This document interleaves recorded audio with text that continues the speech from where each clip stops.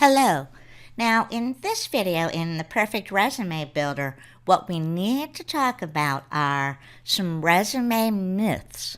We need to deal with these up front and make sure that you understand them and get them out of your head so you can move on and write your resume without these nagging thoughts or old myths hanging above you like a cloud.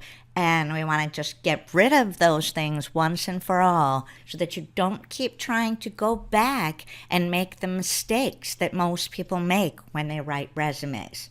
So resume myth number one is the resume is the place to tell your life story. Well, this is not the case at all.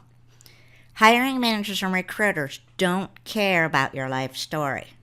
Harsh? Yeah, I know that it can seem that way, but so many people think that they have to put everything they have ever done in their life on their resume. But the truth is, if you do that, you're going to look outdated in the resume writing field, which is probably going to get your application thrown out. And a hiring manager and recruiter isn't going to read all that anyways. So while I know that the things that you have done in your life are very important to you, you have to face the reality that you don't need everything you've ever done on your resume. That is a myth and a fallacy. You only want to have on your resume the things that are relevant to the position you are now applying for.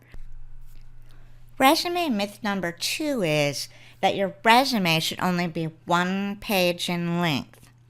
This is also a fallacy or a myth. You need to make sure that you have all of the important and necessary information on your resume, regardless of the number of pages.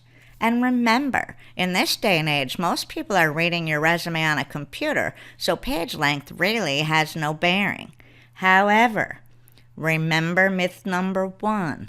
This is not the place to tell your life story, so your resume shouldn't be many, many pages long. But the myth that it can only be 1 page is a fallacy. Resume myth number three. You have to show constant employment. This is a myth. Employers today realize that a professional job search takes a while, and they actually allow up to 9 months for a professional job search. So you do not have to have constant employment on your resume. However, you do not want to have larger gaps than that or a lot of gaps because the ATS system will pick that up. So you want a balance here, but again, it is a myth that you have to show constant employment. Resume myth number four. Non-paid work doesn't count on your resume. This is a fallacy. This is a myth that needs to be resolved.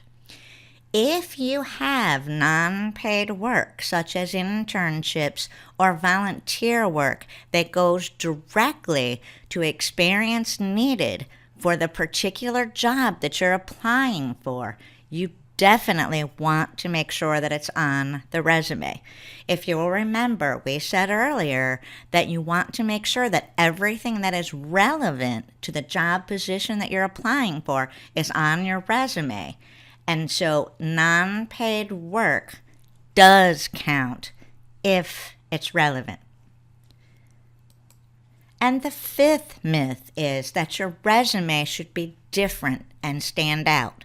This is a huge fallacy, a huge myth, and this one can actually and probably will cost you the job.